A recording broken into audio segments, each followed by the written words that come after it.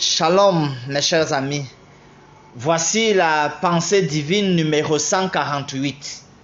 Dieu est une puissante forteresse pour son peuple. Psaume 46.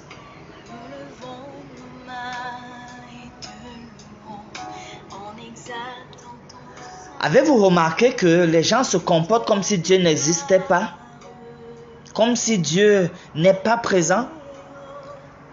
Le psaume célèbre la présence de Dieu au milieu de son peuple.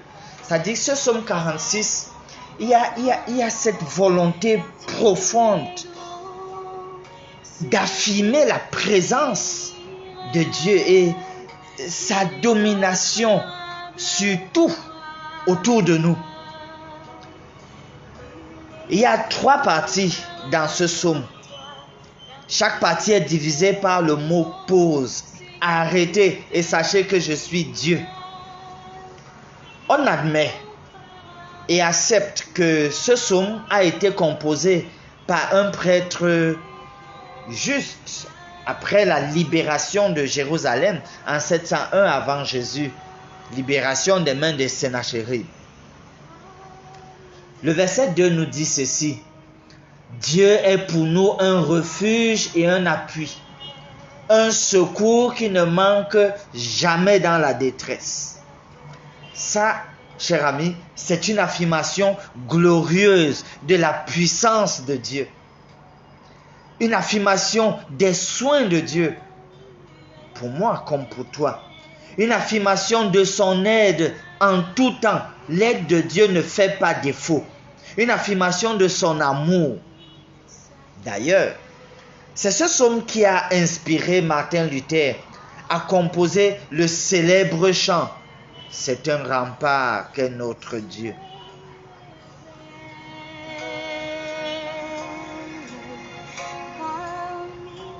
Au verset 3, il est dit « C'est pourquoi nous sommes sans crainte quand la terre est bouleversée et que les montagnes chancellent au cœur des mers. » Lorsque nous voyons l'actualité aujourd'hui, des troubles ça et là, nous sommes sans crainte.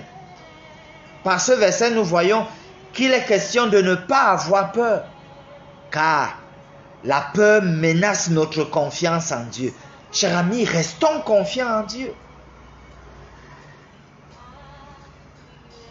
Lorsque Dieu assure son peuple de sa présence, ce dernier ne doit pas avoir peur.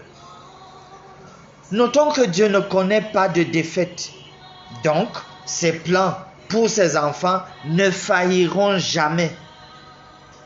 Ses plans pour toi et moi ne vont pas échouer. Courage, cher ami, et tiens bon. Prions. Gloire à Dieu au plus haut des cieux. Tu es digne d'être adoré, Père très saint. Merci pour ta présence bénissante, rassurante et guérissante.